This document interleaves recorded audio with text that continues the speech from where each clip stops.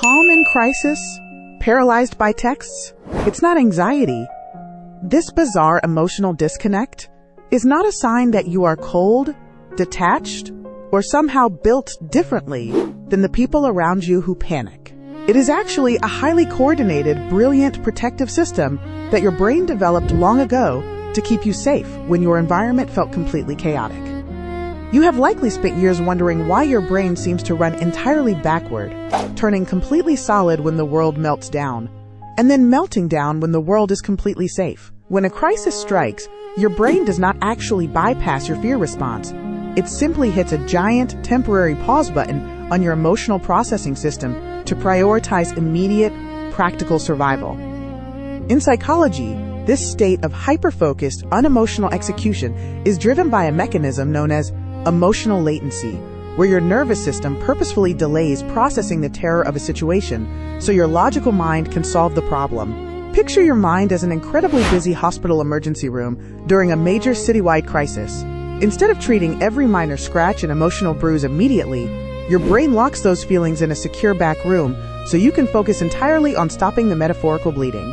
But this temporary superpower of icy calm comes with a hidden physiological price tag that your body begins tracking the exact millisecond the danger passes.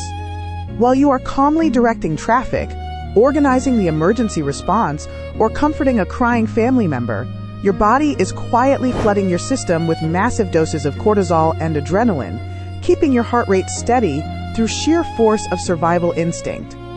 This intense survival mode completely suspends your normal human vulnerability, meaning you do not actually escape the heavy stress of the crisis. You merely store it in your muscles, your chest, and your stomach for a later date. It is like packing an explosive amount of steam into a tight pressure cooker, sealing the metal lid as hard as you can, and pretending the hot stove is not even turned on. This explains why you are so incredibly reliable and steady in the heat of the moment, but it leaves us with an even bigger, more unsettling mystery.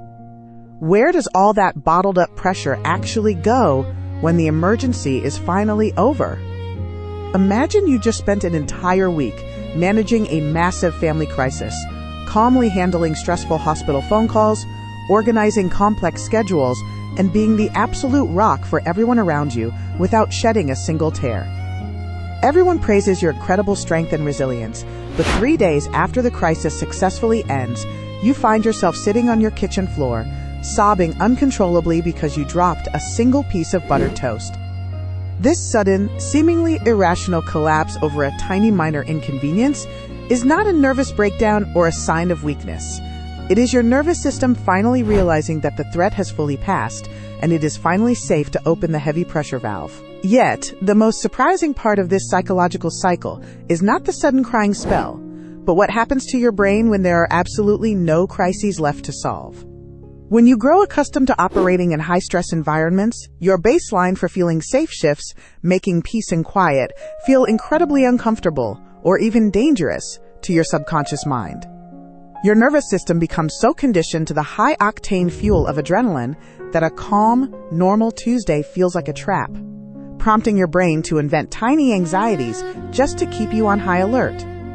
You might find yourself picking unnecessary fights, obsessing over minor emails, or feeling a deep, vibrating sense of dread during a peaceful vacation because your nervous system simply does not know how to exist without a battle to fight.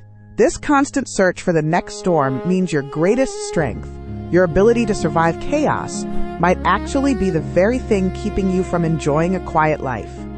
The truth is, staying calm in a crisis is not a biological flaw, a sign of emotional numbness, or a symptom of being broken. It is a profound testament to how deeply you care about keeping the people around you safe.